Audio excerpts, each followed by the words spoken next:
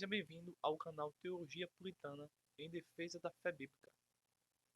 Este vídeo é o vídeo onde nós vamos fazer um breve comentário a respeito da lição bíblica especial da CPAD, os princípios divinos em tempo de crise, a reconstrução de Jerusalém e o avivamento espiritual como exemplos para os nossos dias. Já dissemos que o que resume exatamente toda essa lição é a ideia de que nós estamos trabalhando hermeneuticamente, exegeticamente, três pontos importantes. Quais são? Os princípios divinos. Esses princípios acompanham toda e qualquer cultura ou sociedade ou civilização, independentemente do ano em que esteja. Por isso que são princípios. Princípios têm a ver com verdades imutáveis e inabaláveis. Também nós temos uma segunda definição que resume esta obra, é a reconstrução, ou seja, precisamos reconstruir constantemente algo em nossa vida espiritual ou material. Também temos uma última definição ou resumo da obra, que é sobre o avivamento. Muito se fala sobre o avivamento desde o século passado, mas nós vamos começar a pensar um pouco por que o pleno e bíblico avivamento não acontece conosco como aconteceu em Atos dos Apóstolos, que é a manifestação do Espírito Santo de Deus, batizando, usando os homens, os apóstolos, de maneira extraordinária. Porque isso não acontece nos dias de hoje, né? Isto é o resumo geral da lição. Nós vamos abordar a lição de número 3, o despertamento renova o altar. Vamos ver que o Antigo Testamento, para o povo de Israel, o altar tinha uma finalidade extraordinária, que era onde Deus e o povo poderiam se encontrar, né? Havia obviamente sacrifício e todo um ritual que, observando pela cosmovisão ou pela cristologia, ou seja, quando eu digo cosmovisão ou cristologia, estou dizendo o quê? Que tudo que o Antigo Testamento ensinava é revisado, revisto, modificado e completamente entendido através do Cristo. Quando eu tiro Cristo desta minha análise do Antigo Testamento, eu entendo que ainda nós estamos nas sombras e nos rituais cerimoniais na guarda do sábado, no qual a seita adventista prega, porque eles não estão com Cristo, nem vendo através de Cristo aqueles ensinamentos que eram literais, né? Ou havia realmente o altar, mas isso apontava simbolicamente para o Cordeiro de Deus, para o Cristo, né? Então tudo isso nós podemos perceber nessa terceira lição. E quando não temos o Cristo como centro da nossa apologética, da nossa teologia, da nossa estrutura eclesiástica ou do nosso ministério, temos tudo materialmente, entre aspas, mas não temos de fato a única razão que nós precisamos ter para assim vencer o mundo, Satanás e seus agentes, tanto espirituais quanto agentes que trabalham contra o reino de Deus. Tá? Eu tenho diversos vídeos denunciando aqui no canal agentes humanos trabalhando dentro da política e dentro de denominações contra o reino de Deus. Nós vamos ver coisas importantes, tá certo? Nessa lição de número 3. Vou abrir aqui o PDF para a gente poder estudar. Antes de eu abrir o PDF, eu gostaria de fazer uma indicação muito importante, que é que vocês se inscrevam aí no canal Missão Atenas, tá? Do pastor Egnaldo Hélio de Souza. É um canal apologético, é um canal teológico. Aqui nesse canal tem diversas novidades, diversas informações, conteúdos muito bom e importante que vai lhe ajudar a compreender bastante coisas que precisamos saber para poder aí nos preparar e vencer as armadilhas de Satanás. Um canal que eu apoio, um canal que nos apoia, tá?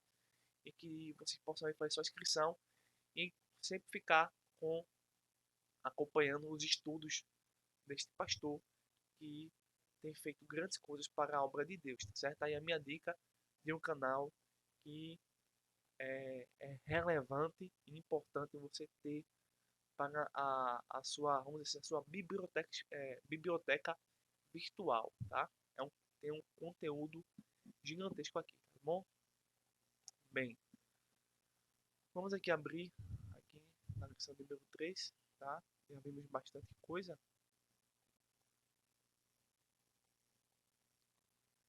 Lição número 3. Deixa eu ampliar aqui. O despertamento renova o altar. É isso? Nós temos aqui o que? Primeiramente o texto áureo. Diz assim: Então Elias disse a todo o povo: Chegai-vos a mim. E todo o povo se chegou a ele, e reparou o altar do Senhor que estava quebrado. 1 Reis, capítulo 18, versículo 30. A verdade prática é: Satanás jamais derrotará o crente, cujo altar é constantemente renovado pelo Espírito de Deus, pelo Espírito da verdade. Eu queria, antes de dar continuidade à nossa, como está organizada a lição, trazer aqui uma pequena reflexão, um breve comentário a respeito desta, desta verdade prática, tá? Que vai nos ajudar a entender o fato de que Satanás não pode nos destruir, tá? Então, a primeira coisa que nós podemos entender aqui é que Satanás não pode nos destruir, né, nos separar de Cristo, de Deus, porque nós estamos com Cristo. Mas Satanás pode nos atingir diferente, não é isso? Nos atingir com dados, com pedras, com falsas acusações, tá? Pode nos atingir, mas não podem nos derrotar. Até porque a igreja vai vencer o reino de Satanás, mas não irá passar pela grande tribulação, onde Satanás vai triunfar na terra juntamente com seus adoradores e para os seus adoradores, tá? Mas é interessante notar que esse fato de que Satanás jamais nos derrota é o que? O único fato é o seguinte: o sangue de Cristo. O sangue de Cristo é o fato de que a sua obra de salvação na cruz do Calvário, né, onde estava aquela haste, aquele madeiro, os tauros, né, e a sua viga, né, aquela cruz, tá, ele conseguiu, tá, concretizar o plano de Deus em vencer toda a obra de Satanás. Então, Jesus, quando derramou seu sangue da cruz, entregou seu espírito a Deus, venceu literalmente os planos do demônio e de qualquer filosofia humana que é contrário às Escrituras. É um fato histórico a crucificação, a vida, a morte e a ressurreição do único Filho de Deus, certo?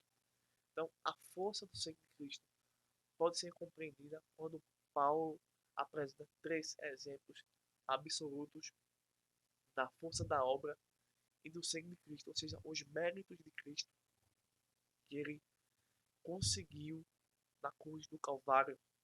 Foi o seguinte: primeiro, a ressurreição; segundo, a ascensão à direita de Deus nos céus; terceiro, elevada posição acima todo e qualquer nome. A ressurreição é teologicamente o maior e supremo triunfo de Cristo aqui na terra, onde Cristo entrega sua vida, retoma sua vida sem pecado, pois ele nunca pecou e nem pode pecar, e assim ele consegue vencer a morte, algo que nenhum ser humano, nenhum anjo, nenhum arcanjo poderia vencer a morte, a não ser a segunda pessoa da Santíssima Trindade. Então, a ressurreição é o âmago da questão. A outra questão é a seguinte: é a consequência disso. É a ascensão à direita de Deus nos céus. Então, nenhum anjo, nenhum ser humano tem esse privilégio, tem essa posição que somente a segunda pessoa da Trindade tem por direito e é por natureza, tá?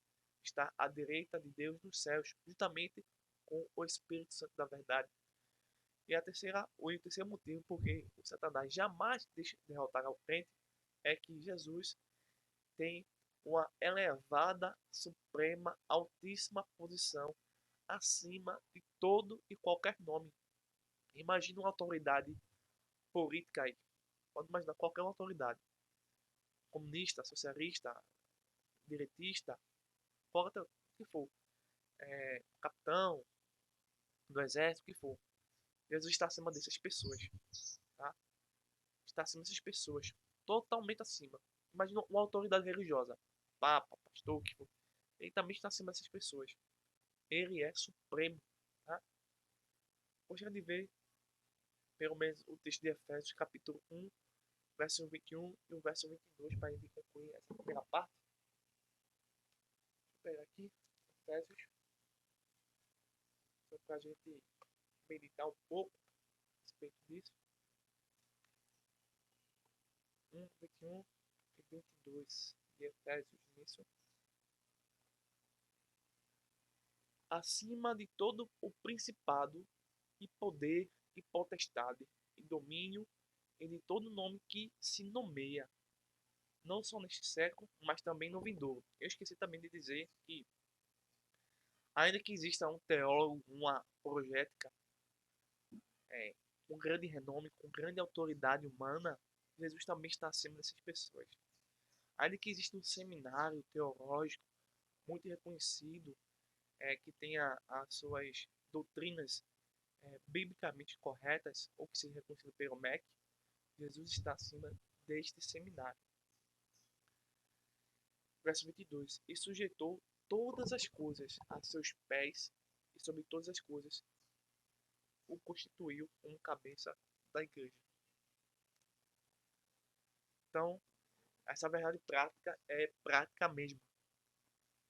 Então, jamais Satanás conseguirá derrotar o crente, porque Jesus ressuscitou, Jesus viveu, Jesus morreu, Jesus ressuscitou ao terceiro dia. Está à direita de Deus nos céus, tá? E tem uma elevada posição acima de todo e qualquer nome. Temos a leitura bíblica em classe, que é Esdras, capítulo 3, versículo 2 ao versículo 5, versículo 10 ao versículo 13, certo? O objetivo dessa lição é o seguinte: identificar o que caracteriza o verdadeiro despertamento espiritual. O que caracteriza, né? O objetivo específico é elucidar aos alunos o significado do altar para o antigo pacto. E nós, quando tentamos elucidar isso, nós precisamos saber o que era o altar. Bem, aqui no nosso subsídio cultural temos assim: o que é o altar? Do hebraico, vem do hebraico, né?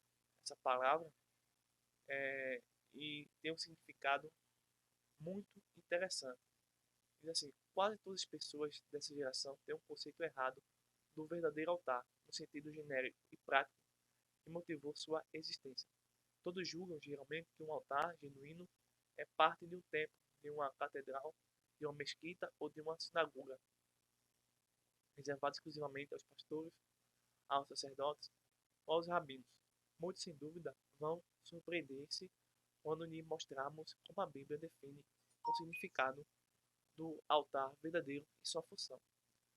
O altar, de acordo com a escritura, era um lugar constituído para nele se oferecerem sacrifício e holocausto de animais. Era um testemunho perpétuo em favor,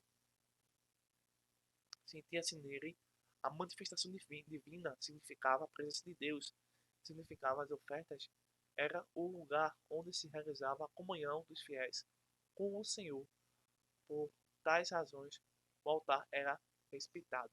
Então, isso é o altar no antigo pacto, é entender que Cristo é o centro de nossa comunhão. Lamentavelmente, muitos cultos hoje, né, das seitas neopentecostais, não tem essa cristologia, tá? Não tem ênfase no Cristo, pois pregar apenas Cristo já não é motivo de estar na igreja. É preciso pregar o seu eu.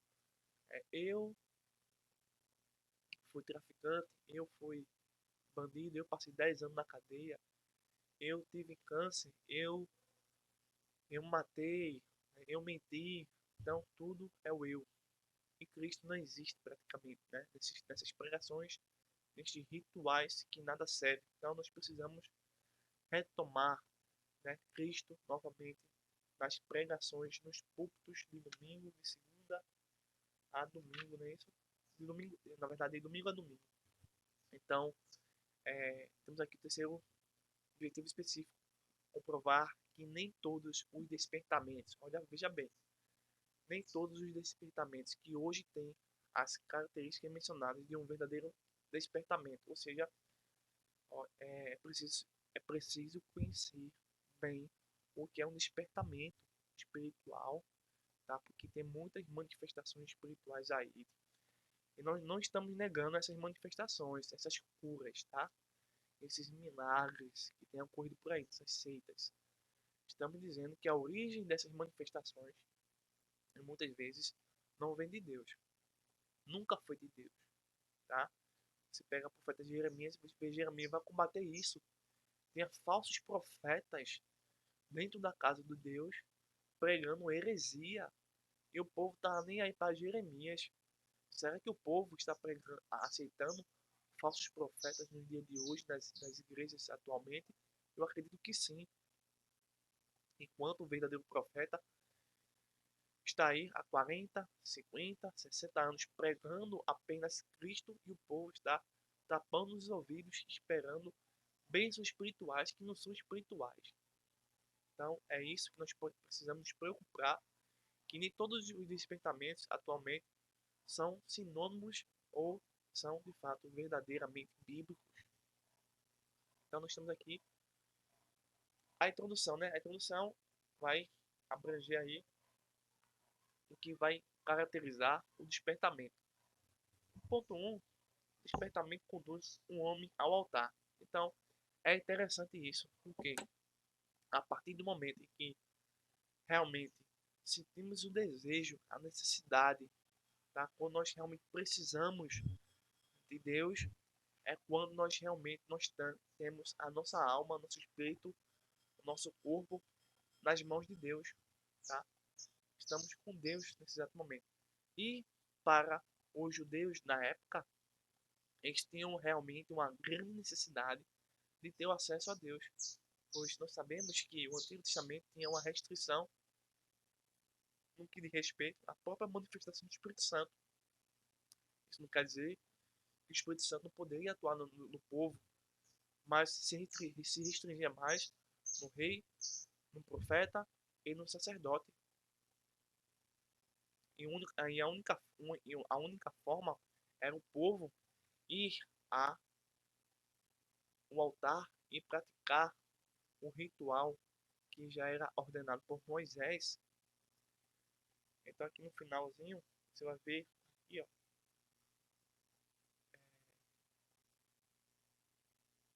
aqui, aqui em cima, onde vos encontrarei para falar contigo.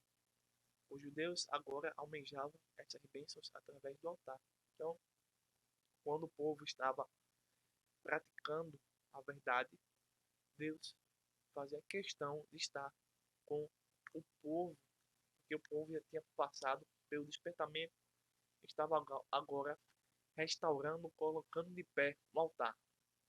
E o ponto central da lição é: Cristo é o centro de nossa comunhão com Deus, tá? Em tudo, na verdade, né? Tópico 1.2. Todos os despertamentos genuínos começam com a restauração do altar. Veja só, quando você pega o profeta Elias, que vai aí construir, restaurar o altar, há uma coisa muito importante que você talvez não tenha percebido, ou já percebeu, eu não sei, mas houve um confronto. O profeta Elias sabia, através do dom espiritual chamado de discernimento espírito, que havia sim falsos profetas, seguidores de Baal, que não tem nada a ver com o Deus bíblico. Então, a única forma, na verdade, tem as duas formas, né? As duas formas de combater esses falsos profetas era por meio da projeta, por meio da pregação do Evangelho, da palavra de Deus, do Antigo Testamento, tá? Mas quando o povo deixava de ouvir essa pregação, tinha que se recorrer ao poder extremo, sobrenatural, à intervenção máxima, absoluta e total de Deus na terra. Então o profeta Elias sabia muito bem que Deus ia intervir nessas ações diabólicas desses agentes do mal, tá? Que estava aí tentando exterminar a comunidade e a fé de Israel. Então, o profeta Elias vai aí confrontar, combater, refutar, tá? Expor os erros dos falsos profetas através da manifestação de Deus. Quando Deus se manifestou, o fogo desceu e o povo ficou extremamente atônito, ficou surpreendido que realmente o Deus de Elias, o nosso Deus, é o Senhor do Senhor, Rei dos Reis, tá? Então é preciso entender que quando o altar ele é reconstruído, ele é restaurado, existe um confronto. Não pode existir um altar, tá certo? Sem um confronto.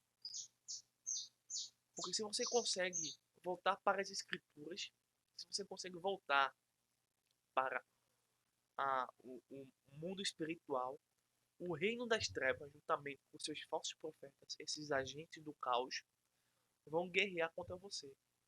Então a igreja não tem que abaixar sua cabeça, a igreja não tem que aceitar ideologias, por exemplo, marxistas, apoiando o casamento homossexual, homoafetivo. Isso é uma abominação. Lamentavelmente, muitos pastores hoje em dia aceitam isso. São os profetas de Baal. Precisamos restaurar o altar para combater eles. Se a gente não conseguir restaurar o altar, vamos ser pior do que eles, certo? Então é muito interessante isso, porque nós precisamos aí realmente combater os falsos profetas, combater as seitas, combater as heresias, combater os falsos ensinos, combater as falsas aplicações do Antigo Testamento, tá? Então são muitas questões que nós devemos aí ver no Antigo, na nossa atualidade e fazer com que a gente possa realmente deixar nosso altar intacto, né? Restaurado. E o ponto B aqui, ó, quando o piedoso rei Ezequias assumiu o trono de Judá, já no primeiro ano do seu reinado, ele abriu as portas da casa do Senhor e as separou. O que vai acontecer aqui é o seguinte, é que houve a purificação do templo. Então, quando existe a restauração do altar, o confronto de ideias, o confronto de cosmovisões, existe a purificação, a santificação, tá? A atuação total do Espírito Santo contra os pecados da humanidade. Não podemos ter uma igreja que não é contra os pecados, tá? Vamos ter apenas uma igreja que quer somente receber dízimo, uma igreja que não ensina a palavra de Deus. Isso não é igreja. Eu me recuso a ter uma igreja como essa, ou a ser uma igreja como essa. Precisamos realmente nos despertar, restaurar o nosso altar, tá certo? Na próxima página aqui, temos aqui ponto C, né? Quando os judeus voltaram do cativeiro, construíram o altar sobre as suas antigas bases, de modo como manda a lei de Moisés. Esdras capítulo 3, versículo 3. Aqui tem um rico ensinamento. Já poderíamos encerrar essa lição, porque aqui já está, nesse primeiro tópico, já nos ajudou a entender como nós estamos distantes do reino de Deus. Todos nós estamos distantes do reino de Deus. O que esse ponto está nos ensinando? Que quando existe a destruição da nossa cosmovisão, a destruição da nossa fé, a destruição da nossa cultura, a destruição da nossa família, a destruição da nossa sociedade, tá? Quando eu falo de destruição, eu estou falando não somente de guerra física, né? De uma nação contra uma nação. Estou falando de uma guerra espiritual, de uma guerra ideológica. Então, por exemplo, quando eu tenho num governo, se eu tenho um prefeito, se eu tenho um deputado, se eu tenho um senador, ou se eu tenho, pior ainda, um pastor, um diácono, ou um professor de EBD marxista, meu amigo, eu estou pior que o cão na terra.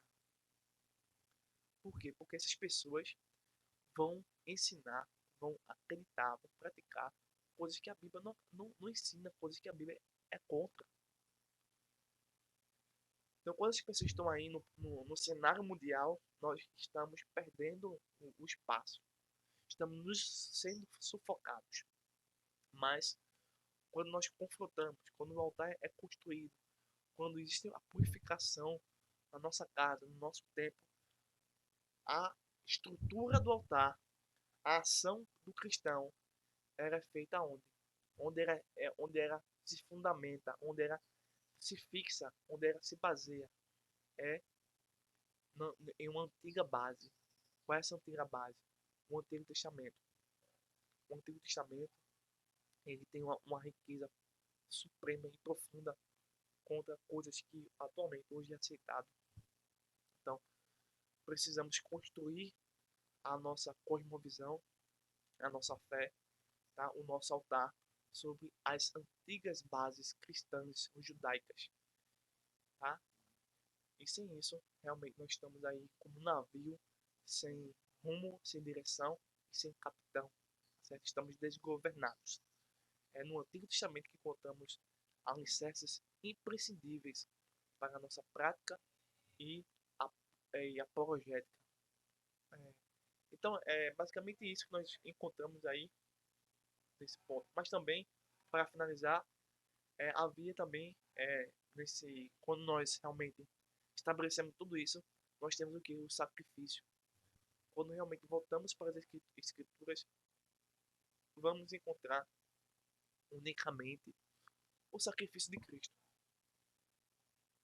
É por isso que as seitas, seja qualquer seita, tá? Qualquer seita, elas não deixam você ir nas escrituras. Porque você vai encontrar o sacrifício de Cristo, você vai encontrar o sangue de Cristo. Esse sangue pode nos libertar, pode dar vida, pode trazer o despertamento espiritual, pode salvar a sua alma. Por isso que as seitas tentam retirar a Bíblia da nossa mente. Mas um ponto, o segundo tópico, é o segundo tópico, para mim, o mais importante, para mim, o mais vital, eu acho que de toda a lição, que é Cristo, o centro da nossa comunhão com Deus. Quem é seu Cristo? Primeiramente, quero perguntar. Quem é seu Cristo? Primeira pergunta. Segunda pergunta. Cristo é o centro de sua vida? Muitos têm sido feitos Cristos aí pelo mundo. Mas o nosso Cristo, que nós estamos aqui ensinando, acreditando, é um Cristo bíblico. É o Cristo do primeiro século. Não o Cristo dos novos acadêmicos, da teologia modernista. Tá? Não é. Não é o Cristo socialista, não é o Cristo marxista, não é o Cristo do ecumenismo, do espiritismo, mas o Cristo bíblico que tem duas naturezas, tá? 100% Deus, 100% homem, que tem a sua doutrina chamada união hipostática, que tem a doutrina chamada também doutrina da Trindade. Sem isso, meu amigo, não estamos falando do único Cristo verdadeiro. Então aqui, quando eu entendo É, temos aqui, ó, na lição. No tempo do Antigo Testamento, o altar era o ponto central do culto a Deus. No tempo, no Novo Testamento, o sacrifício de Jesus no Gólgota é o grande acontecimento para o qual o altar apontava profeticamente. Era isso que eu estava falando para vocês. Então, é nesse cenário, é nesse tópico 2 que vai também ser somado com o tópico 3, que nós podemos fazer uma terceira pergunta. Por que o pleno avivamento não acontece atualmente? Por que a manifestação do Espírito Santo não acontece atualmente conosco? Me deixa aqui, já no finalzinho aqui, dessa primeira parte, temos aqui, ó. Tudo isso porque Jesus, pela sua morte expiatória, ganhou a redenção para todo mundo. Então, justamente o que eu estava falando a vocês, tá? Que eu acabei agora de mencionar. É, tópico 2.1. Toda a Trindade atuou ativamente na morte expiatória de Jesus. Aí nós temos aqui, letra A, o Pai Celestial. Letra B, Cristo, o Filho de Deus. Letra C, o Espírito Santo de Deus. Deixa eu mostrar aqui uma coisa a vocês. Que, infelizmente, amigos do canal, é, eu estudei muita coisa sobre a Trindade no passado, tá? E por diversas dificuldades eu não tive muitos materiais a respeito da Trindade.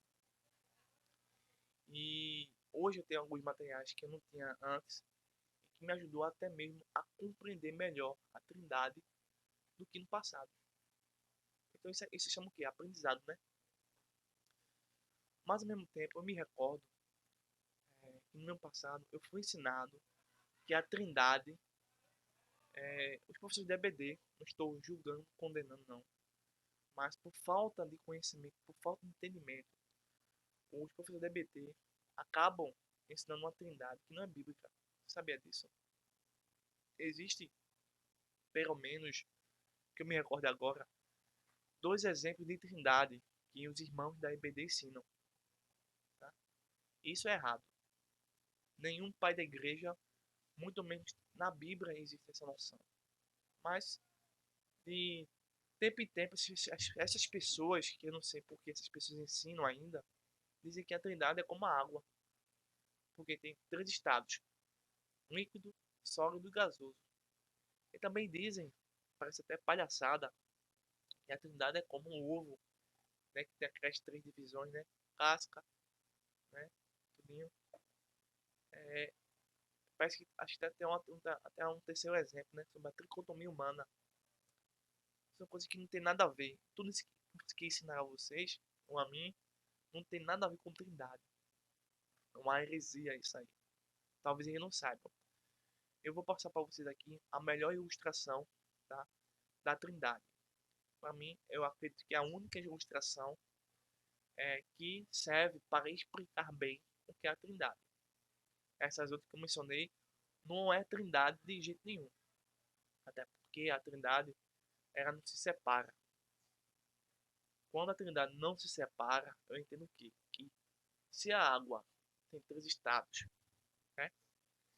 E eu não posso encontrar um estado que tem as três diferenças, então a água não pode ser referência para a Trindade do mesmo modo, o ovo ou outras figuras aí que as pessoas usam, tá? Não sei se vocês entenderam. Mas a melhor figura, ou a melhor ilustração sobre a Trindade é essa aqui, ó. Esse triângulo, né? Então, o triângulo serve como a melhor explicação da Trindade. Por quê? Aqui, o que é um triângulo? O triângulo é uma figura geométrica. Um triângulo existe no mundo real, tá? E o triângulo, ele tem três lados, é isso?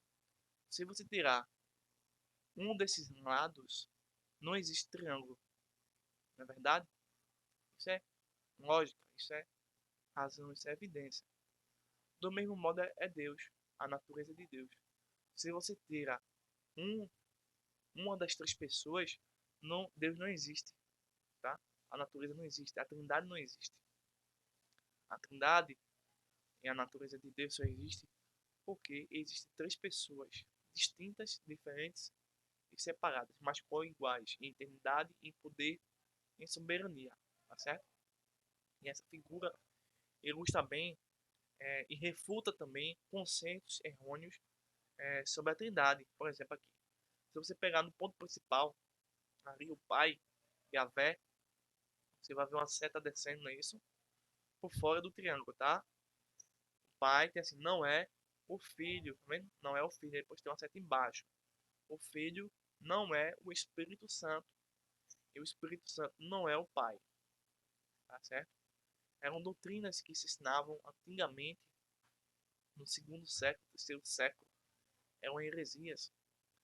E dentro do quadrado, nós temos aqui o nome de Deus, tá vendo? O nome de Deus. Deus aqui, entenda, amigo, não somente como título, tá? Ou como uma tradução. Temos Elohim ou Theos. Não entenda apenas como isso. Entenda como essência, natureza é, filosófica. Ou seja, esse nome de Deus aqui é a ideia de natureza. Ou seja, o Pai tem a natureza de Deus, o Filho tem a natureza de Deus e o Espírito Santo tem a natureza de Deus. Ou seja, o Pai é Deus, o Filho é Deus e o Espírito Santo de Deus é Deus. Por quê? Porque todas as três pessoas são distintas, diferentes em funções, elas participam ou têm a mesma natureza divina, idêntica ao Pai. Através do Pai, nós entendemos que quem tem a natureza idêntica do Pai, mais distinto do Pai, é o Filho. E do mesmo modo é o Espírito Santo. Então, essa é a melhor ilustração sobre a doutrina da Trindade e que serve para refutar outros ensinamentos contrários à doutrina da Trindade ou a falsos axiomas que se referem à Trindade. Aí você começa a perceber que todo o abuso contrário à doutrina da Trindade não tem nada a ver, porque geralmente os críticos, não vou chamar de críticos, né? Eu vou chamar de pessoas desinformadas que vão aí ser contra a doutrina da Trindade. Elas vão botar um bocado de imagens, tá? De figuras, de estátuas, de coisas que não tem nada a ver do mundo antigo, para dizer isso é uma trindade pagã, né? E vão criar raciocínios em verdades, né? Em lógicos. Mas a trindade seria, vamos dizer assim, de uma forma ilustrativa, desta forma, certo? Ou seja, a trindade também não pode ser separada, certo? Está sempre unida. Então, apenas uma explicação para vocês. Mas ainda sobre trindade, né, gostaria aqui de citar um ponto importante. Eu estou aqui com Seitas e Heresias, um sinal do fim dos tempos, Raimundo de Oliveira, na página 57 e página 148, onde ele vai falar bastante sobre trindade. Tem outros livros sobre trindade, tá? Eu vou até pegar, não tá aqui, vocês aqui esse livro aqui sobre trindade. Gabriel de Oliveira Porto, Entenda a Trindade, Pai, Filho e Espírito Santo. Tá vendo? Deixa eu ver se vocês estão me vendo aqui direito. É um dos livros que eu tenho, tá? Tem outros livros, tá? Tem mais de 10 sobre a Trindade. Aí, para vocês entenderem melhor. É uma recomendação que eu faço. Deixa eu voltar aqui agora, então já nesse outro livro que eu citei agora há pouco, ele vai dar alguns exemplos de ocorrências onde a Trindade era está. Você viu já, mas você também já vê aqui no próprio exemplo da lição que existem ocorrências da Trindade, né? Constantemente unidas, certo? Mas nós temos aqui alguns exemplos que ele vai trazer, certo? E só quero citar aqui um ponto importante que é aqui no finalzinho. Que diz assim: a doutrina da Trindade é mostrada na Bíblia de Gênesis ao Apocalipse. E está presente na criação do homem, Gênesis capítulo 1, versículo 26. Só um momento.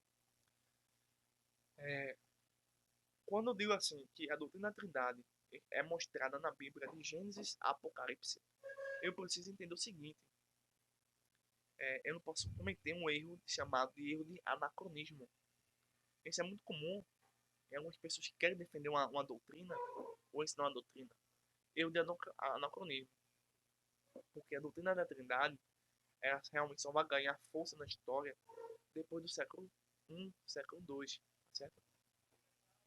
Porque o termo, o vocabulário, a palavra Trindade, não existia exatamente no Gênesis na época de Moisés, mas existia a Trindade, existia o conceito, existia as evidências, existia as boas razões que lá no futuro, depois do primeiro século, houve a definição, o vocabulário para expressar essas evidências, essas boas razões para a doutrina da Trindade, encontrado, obviamente, em Gênesis até o livro do Apocalipse.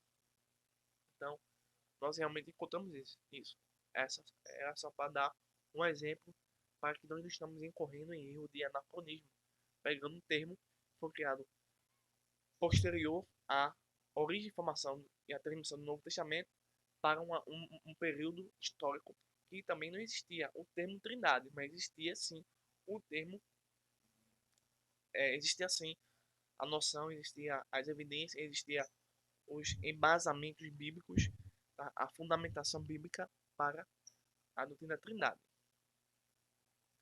Então nós temos também na conclusão divina quanto à capacidade do homem de agora conhecer o bem e o mal, Gênesis capítulo 3, versículo 22, da confusão das línguas em Babel, Gênesis capítulo 11, versículo 7, na visão de chamamento de Isaías capítulo 6, versículo 6, versículo 8, no batismo de Jesus, Mateus capítulo 3, versículo 16 ao versículo 17, na grande comissão de Jesus e seus discípulos, Mateus capítulo 28, versículo 19, na distribuição de dons espirituais, na bênção apostólica, na descrição paulina, na eleição dos santos, na exortação de Judas, na dedicatória das cartas às 7 igrejas da Ásia. Essa para vocês terem noção melhor sobre a doutrina da Trindade. Deixa eu pegar aqui a minha revista. Pronto.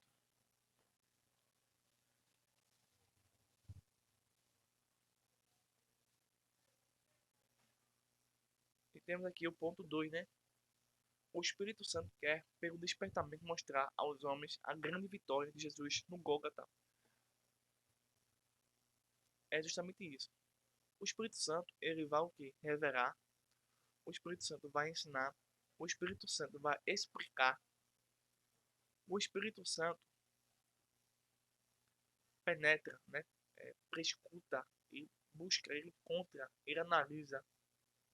Então, esses são fatos que fazem entender que o Espírito Santo é uma pessoa distinta e divina, igual ao Pai, né? Igual ao Filho em natureza divina e que jamais, em hipótese alguma, pode ser concebido como apenas uma energia, uma força ativa de Jeová, como dizem os testemunhos de Jeová.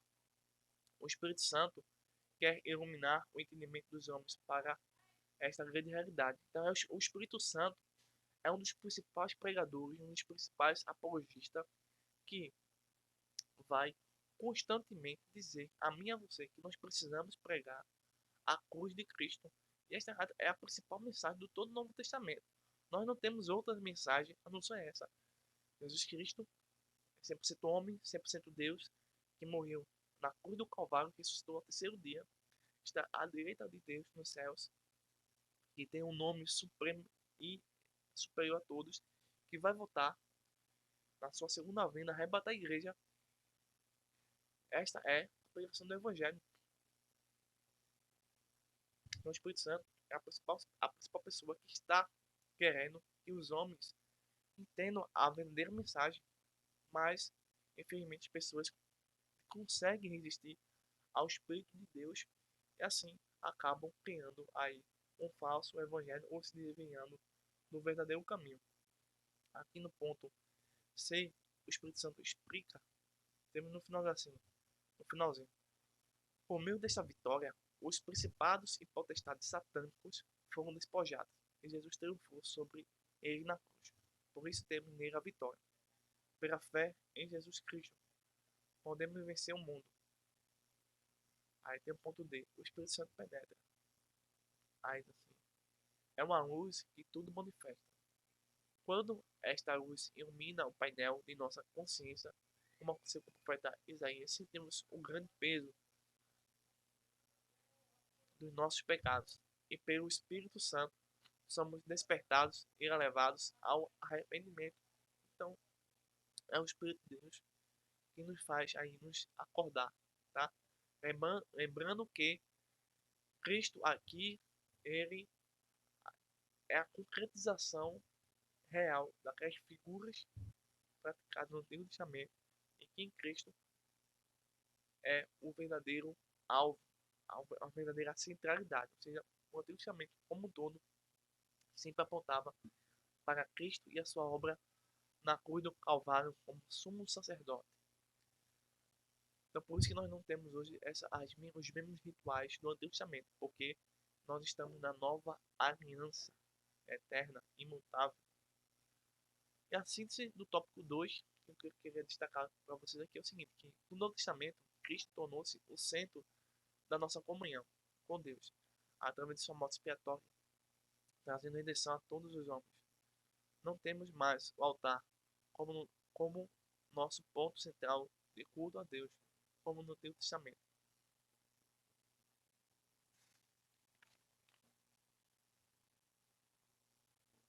Vamos para o próximo tópico 3.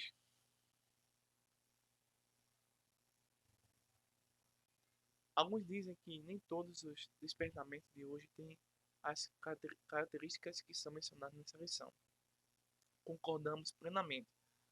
Já no tempo do apóstolo, havia movimentos que realmente tinham alguma aparência de sabedoria em devoção voluntária, humilde e em disciplina do corpo, mas não são de valor algum, senão para a satisfação da carne.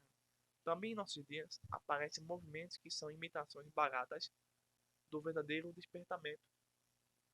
Então, temos aqui, desde o Novo Testamento, ou do Antigo Testamento, pessoas que falsificam as manifestações espirituais, certo? Não é algo fora do normal, isso é bem comum.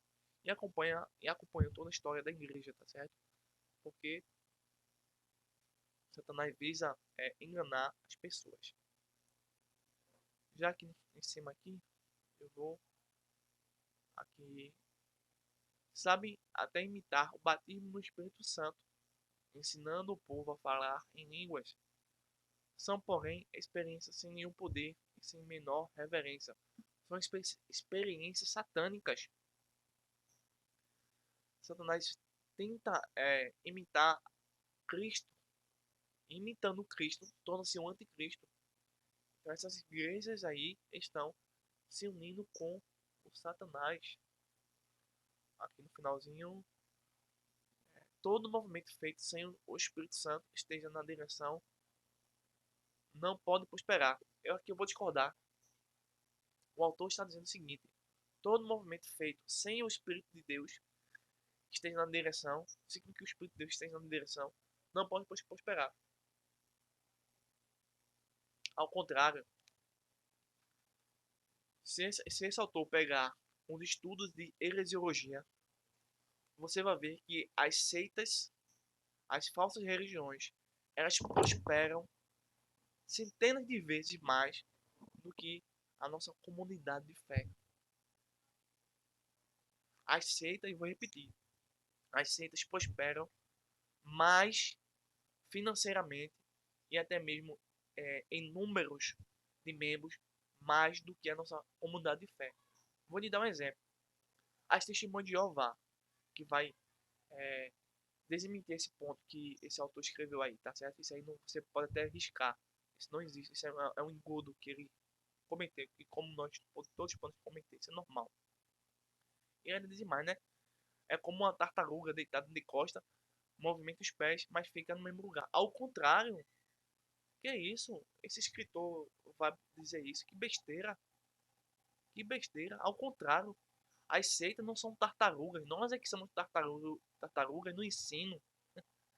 As seitas são como guepardos, leões selvagens que correm desesperadamente por membros para galgar economia para eles, né? Dízimo, ofertas, enfim. Se você pegar as seitas das testemunhas de Jeová, você vai ver que eles não vendem, quer dizer, vendiam antigamente. E às vezes vendem não como antigamente, né? Eles vendiam, na verdade, eles vendiam revistas, tá? Para dar riquezas à, à sede das testemunhas de Jeová, tá certo? Mas hoje em dia, atualmente, muitas testemunhas de Jeová, elas entregam revistas gratuitamente, obviamente com o intuito de ganhar as pessoas, de ensinar falsos ensinamentos, tá? E depois ter o dinheiro de volta. Mas elas entregam, elas têm uma publicação mensal extraordinária. Então, as Testemunhas de Jeová são uma das organizações que entregam revistas falsificadas, totalmente cheias de erros históricos, teológicos e bíblicos, mas elas dão essas revistas. Então, então, não são uma revista, não são duas revistas, são milhões de revistas pelo mundo todo. Então, quando você pega uma seita, o espiritismo, o mormonismo, veja uma igreja mormon. Se você vê uma igreja mormon, você não vai ver é, denominação assim, Igreja Mormon dos Santos dos Últimos Dias, né? Igreja de Jesus Cristo, com é, tinta de parede de cal. Não, é uma placa bem bonita, bem detalhada. Veja a arquitetura, veja é, os ornamentos em torno dessas igrejas. Só você botar no Google aí, é, Testemunho de Jeová, Sarão do Reino. Aí você bota aí uma Assembleia de Deus, é, uma igreja batista, será? Um exemplo, não dizendo que seja. Você vai ver uma igreja, uma casinha de cachorro, tá? Uma casinha de cachorro. Comparado, eu estou fazendo um contraponto, tá? Porque o autor está dizendo assim que esses movimentos aí que falsificam o evangelho, eles não prosperam. Não, ao contrário. Eles prosperam muito. Veja aí o Bispo Rodovalho, veja aí a Igreja Mundial do Poder de Deus. Veja essas igrejas neopentecostais. Veja a IURD, a maior seita neopentecostal atualmente. Eles construíram o templo de Salomão. Tá brincando comigo? Não são como tartarugas, ao contrário. São como serpentes. Eu acho que nós precisamos realmente nos despertar e rever os nossos ensinos. Será que nós estamos ensinando? Será que nós estamos aprendendo corretamente? Será que nós estamos realmente amando a nossa EBD? Para você ter ideia, a minha última pesquisa sobre testemunho de Jeová, eu fiquei sabendo que elas estudam 5 horas por dia a lição que eles têm. E você, 10 minutos? Eu já vi pregadores dizendo que estuda 10 minutos a lição. Quando você compara as seitas, meu amigo, a gente fica perdendo, né? Assim, não no mundo espiritual, obviamente, né? Mas humanamente falando. Então as pessoas, elas são é, conduzidas, atraídas pelo que vê. Se você vê um irmão pregador da EBD andando a pé, as pessoas não vão ligar para você não. Eu sou uma dessas pessoas que anda a pé, tá? Ando a pé. Mas se tiver um pregador que tem um carro 0 km no ano, ou um Fusca, as pessoas vão ficar atraindo para você, atraído, entendeu? Não importa o quanto você saiba ou o quanto você vive, mas para a nossa cultura, ou para a nossa natureza caída, o que importa é o que você tem. Se tem um professor que não tem gravata, as pessoas não vão dar a oportunidade a você, não. Não dão oportunidade. Mas se tem um professor com terno e gravata, vão dar oportunidade a noite toda. Então nós temos dois pesos e duas medidas desiguais dentro da própria igreja. É complicado. Eu acredito que nós precisamos rever tudo isso, né? Então, as seitas, meu amigo, elas crescem radicalmente. Nós precisamos evangelizar o espiritismo, nós precisamos evangelizar o Pai de Santo, tá? A Umbanda, o Candomblé, a Macumba. Nós precisamos evangelizar o satanista, os, os adeptos da maçonaria, da Rosa Cruz. Nós precisamos evangelizar a maçonaria e todas essas seitas que crescem muito e cada vez mais, tá? Então esse realmente são movimentos sem o Espírito Santo, mas que agem com o espírito do cão, com o espírito do demônio. Então, para finalizar essa primeira lição, número 3, síntese do tópico 3. O estudo sistemático da Bíblia é necessário para identificar os movimentos que não têm características do verdadeiro despertamento espiritual. Isso é fato. Bem, e por que o pleno avivamento, tá? A lição aborda avivamento, princípios, reconstrução. Então, por que o pleno avivamento, ou a reconstrução, tá? Ela está tardando? Por que não acontece hoje, agora, atualmente, nesse exato momento? Eu não sou sensacional, eu não sou adepto ou crente da sensação dos dons. Apenas uma reflexão desta lição número 3. O despertamento renova o altar. Bem, aí eu faço uma pergunta para a gente refletir sobre isso. E essa pergunta é: por que tarda o pleno avivamento?